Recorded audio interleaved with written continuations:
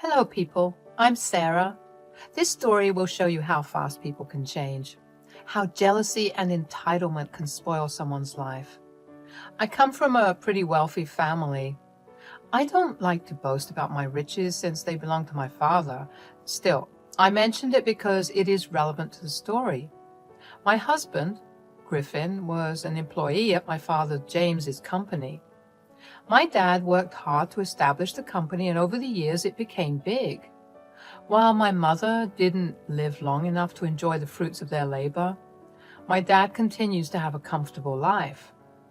My husband, Griffin, is the son of a very close family friend of ours. Lola and Ken were like a second set of parents to me. It was them who helped me and Dad go through the grief of losing my mom. Griffin and I were also very close, and slowly we started to eventually date. He was my childhood sweetheart and the love of my life. Now, Ken and Lola are not as wealthy as we are. Naturally, Griffin used to hold some resentment towards me when we were younger. However, those complaints died down as my father offered him a job at his company. While I was happy for him, Griffin was a little put off. He said, "I can't believe your dad couldn't get me a better position. I mean, the salary isn't even close to what he earns. This is ridiculous." Griffin, my dad gave you the job that you are qualified for. You have very limited skills while my dad actually owns the company. How can you even compare your salary with his earnings? He's the boss of the company. I'm engaged to his daughter. James could have gotten me a better position. He could have done this little for his son-in-law. What is the point of being his son-in-law when he can't even get me a good job? What are you saying, Griffin? You know my dad doesn't discriminate like that. Just because you're engaged to me, that doesn't mean he will automatically give you a job you don't deserve. Oh, please. He could have at least let me manage the company and took a retirement or something. Do you know how shameful it is for me to have a lowly job while being engaged to the daughter of a businessman? I had a tough time comprehending what Griffin was saying. We had just got engaged and my dad offered him a position in his company. Griffin was continuously complaining about his past job, so my father wanted to do him a favor. But my dad wouldn't have put him in a higher position just because he was engaged to me. Back then, a few of my friends told me that Griffin might be a gold digger. I had laughed in their faces.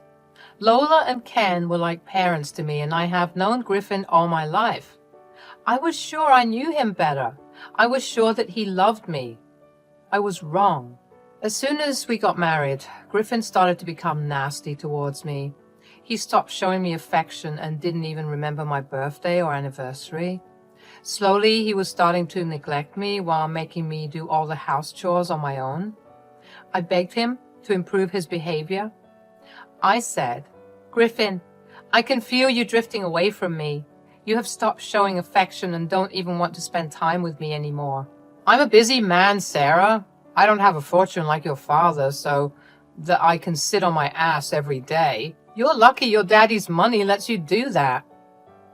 Griffin, I don't take my dad's money for my expenses. You know that. I work very hard around the house to be a good stay-at-home wife. I don't sit on my butt all day. What you are saying is very hurtful. Well, I don't care. Since we are married now, you can't live like a princess anymore. Your father doesn't pay me enough to feed you for free. You better not slack off on your wifely duties. Griffin completely steamrolled my concerns and didn't even acknowledge my hurt. He simply started to berate me for what he thinks are my mistakes. Trust me, guys, I didn't live on my father's money. It was Griffin's idea for me to be a stay-at-home wife. He fed me some bullshit like how our kids would grow up better this way. Now I know that they were empty dreams made to isolate me and enslave me in the house. I was stuck, taking care of the house and taking care of him. Griffin didn't even talk to me politely anymore. All he did was scream at me when he came home. I was getting tired of his behavior and felt worn out. Still, I believed that he loved me, so I stayed and didn't tell anyone. The breaking point of our marriage happened a few days before my 29th birthday. While I was out running errands with my father, I spotted a beautiful dress in the mall. It was rather expensive, but my father bought me the dress as a birthday gift. It wasn't over the top or anything, just a simple white dress from an expensive brand. I liked the dress, so my dad told me to get it for myself. At home, I was trying the dress on to show Griffin my new gift. When Griffin walked in and looked at my dress, he immediately flew into a rage. I could tell that he hated the fact that I was wearing expensive clothes. Griffin was extremely upset and said, "I told you, Sarah, I don't like you going out in expensive clothes. Why don't you just listen to your husband for once?" "What I wear is none of your business, Griffin. I don't dictate what you wear, and you shouldn't do that either. It's just a simple white dress. Why are you overreacting about this anyway?" "Because your dad bought you this dress. You live with me now, and I can't afford to buy you expensive clothing. People will laugh at me when they realize that you buy stuff with your father's money." "I am my dad's only child, Griffin. Naturally, he would want to spoil me. If you want to gift me something, I won't even care about its price. I would be happy that my husband has lovingly bought me something." "I don't like to waste my money on gifts, Sarah. It was different when we were dating, but now you are my wife. I don't have to woo you with gifts. Instead of spending so much on yourself, you should be giving me gifts." I was absolutely shocked by what Griffin said. So he basically wanted me to take money from my dad and buy him stuff. It was bizarre. I had no idea why he thought that I would agree to it. Me and Griffin fought about this issue for a long time. Still, we didn't reach a compromise. I refused to give up my stuff to appease him, and he continued to demand that I buy him things with Dad's money. He said, "I know your dad gives you his credit card at times. You should take advantage of it and buy me some good stuff." Are you freaking mad? First of all, that is fraud.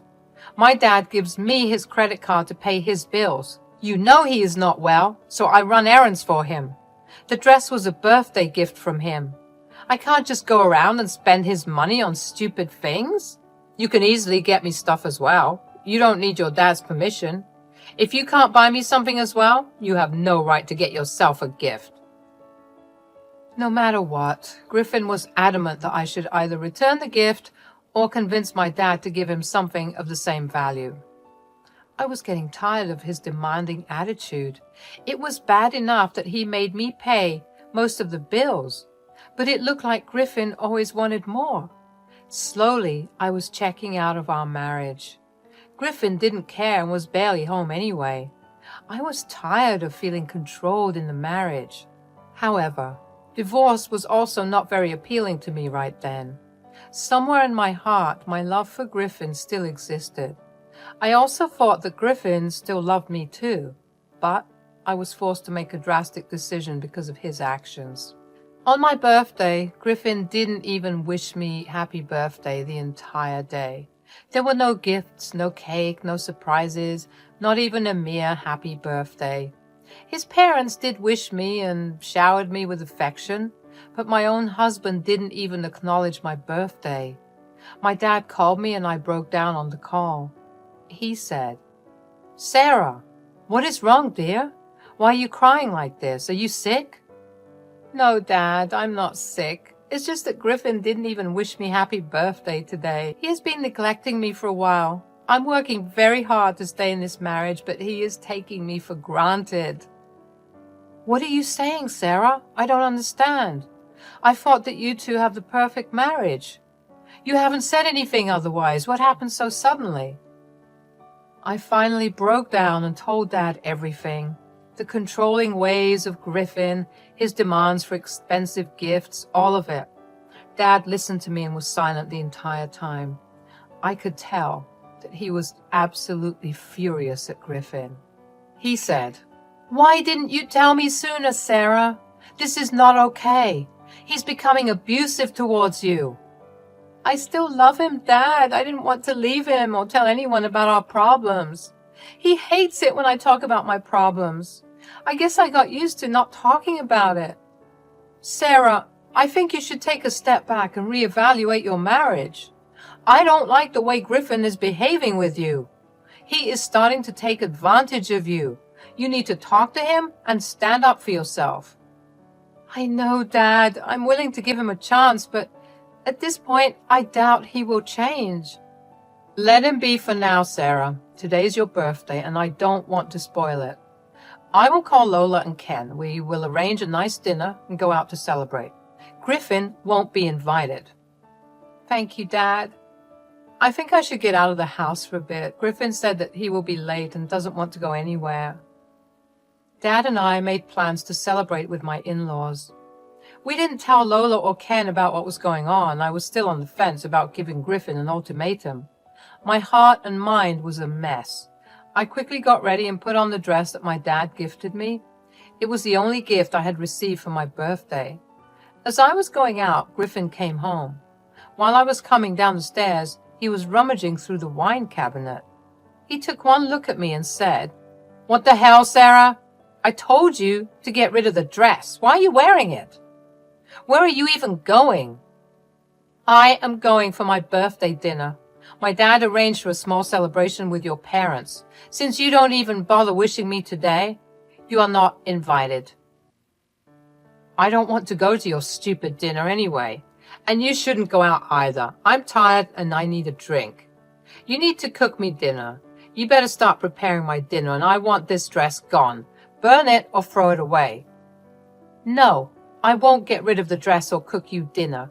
I'm going out with my dad. You have controlled my life enough. I won't let you do it this time." I said that and was ready to walk out of the door. I was sad that Griffin cared so little about my feelings. But what Griffin did next sent me into a fit of rage. He took a bottle of wine from the shelf beside him and completely spilled it on me. Yes, at the very last moment, Griffin decided to ruin my dress by spilling wine on me. No, it was not a mistake. He smirked at me while I was drenched in wine. He said, "There, now you won't be able to wear that dress again. Since you have to change anyway, why don't you just stay at home and make me dinner? Your plans are ruined anyway, and so is your dress." "You did this on purpose, didn't you? How dare you, Griffin? This is assault. You can't do this to me." "Oh, don't give me that bullshit, Sarah. It was just some wine. Now stop being a witch and fix me dinner. I deserve a treat for tolerating your horrible behavior." Griffin said that and went straight to our room to change. I didn't even move from the spot. I was fuming and was in absolute disbelief. My own husband dumped wine on me, and I knew for a fact that it was assault. I was shaking from rage, but also a little scared of Griffin. While he was in our room, I grabbed my keys and left the house. I drove to my dad's place with tears streaming down my face. Once I reached there, my dad came out to greet me. He took one look at me and did a double take. Yes, I was still in the wine-stained dress. Dad looked worried and took me inside. He said, "What the hell happened, Sarah? Why are you covered in wine? Why are you crying?" "Dad, Griffin dumped an entire bottle of wine on me. And no, he didn't do it accidentally. He did it on purpose." "What the hell are you saying, Sarah? Why would he do that? Tell me everything now." "Dad, he hated the fact that you bought me an expensive dress. Griffin also said—" I told my dad everything about my marriage, from the horrible behavior to the entitlement. Everything came pouring out of my mouth. Dad listened to everything very patiently. However, I could see him getting angrier and angrier with every word. When I was done, I was still crying from recounting everything and being soaked to the bone in wine. I'm petite, and a single bottle did a lot of damage. My dad hugged me and said, "What happened today is unacceptable, Sarah. You should have come to me sooner. I would have had a stern word with Griffin. It's too late for that now." "I'm sorry, Dad. I didn't want any trouble. Lola and Ken are good people. I didn't want you spoiling your relationship with them." "Sarah, your in-laws need to know how Griffin is treating you. We have kept them in the dark for a while now. I think it's the right time to show them what their son has become. They need to know, Sarah. It won't affect our relationship, I promise. Dad reassured me about everything, and the two of us had a deep discussion. I was still pretty angry at Griffin and no longer wanted to be in the marriage. However, I wasn't going to let him go easily. I was going to make him pay for what he had done to me. Me and Dad rushed to my in-laws' place before Griffin could come up with a sob story of his own. They were expecting us anyway, so Lola and Ken were not surprised at our arrival. What surprised them was my state. They quickly said, "Oh my God, Sarah, what happened to you? Why are you soaked in wine? You poor thing. Come in and change. I'll give you something to wear." "No, Lola, I don't want to change. I need to be this way because I will go to the police station next. I can't change out of these clothes." "Why do you have to go to the police, Sarah?" "You're scaring us. What's wrong? Where's Griffin? Did you tell him what happened?" "Guys, I'm afraid it's Griffin who did this to Sarah. I know you two are confused. That's why we're here to tell you everything. Let's go inside and talk." All four of us went in to have a discussion. I told Lola and Ken everything that I told my father. Thankfully, I also had the recordings of our home security system. Those videos showed Griffin intentionally pouring wine on me. Lola and Ken were shocked to see their son's true face. Lola started to cry while Ken looked furious. I said, "I'm sorry for doing this, Lola and Ken. I have no other option left. For years, I put up with Griffin's horrible behavior because I loved him. Today he showed me how vile and disgusting he can be. I'm afraid that I have to file for divorce and talk to the police." "Don't say sorry, Sarah. It's me and Lola who are ashamed right now. I don't have any words to say how mad and disappointed we are in Griffin. That cannot be our son. We didn't raise him like that. He has turned into a monster, Sarah. He acts so nice to you in front of us. I can't believe he is so cruel to you. You would be right to leave him and report this to the police. What he did is unforgivable." "I'm afraid I'll be firing him from the job, guys. There's no way I'm keeping him in my company, not after everything he's done to Sarah." "I don't want to drag you through dirt, Ken and Lola, but Griffin has left me with no choice. You have been so good to me and loved me so much. I hope we don't have any bad blood between us." "Don't worry about that, guys. James and Sarah, you will always be family to us. My son deserves to be punished for what he did. And we won't be there to support him. He will be on his own. Hell, I want to disown him, actually. I don't want to associate with a sick man like Griffin. Ken would agree with me, I guess." "Guys, I know I told you that my in-laws are good people, but I had no idea how much they would support me." Lola and Ken were absolutely furious with Griffin. They agreed not to support him and would actually disown him once our divorce was finalized. My dad was also ready to fire Griffin. But first, we all went to the police station to file a report. Then, we went out to celebrate what was left of my birthday. I was sad, but also determined to come out strong.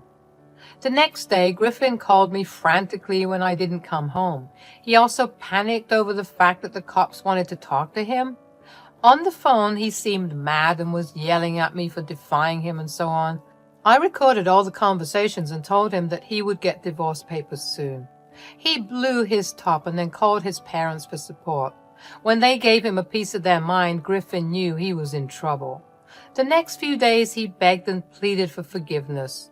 The divorce papers came through and Dad fired him from his job.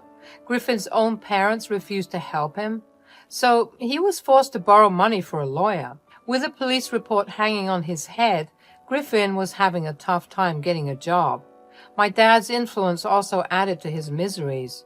He was forced to take a lower-paying job to bring food to the table.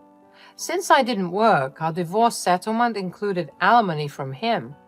We agreed on mutual divorce because he had no means to drag a court battle. Currently, he's living with 3 roommates while trying to pay me alimony and feed himself. His parents still don't talk to him but have a good relationship with me. Me, Dad, Ken, and Lola are still a family unit, and I am finally living a good life away from my horrible husband.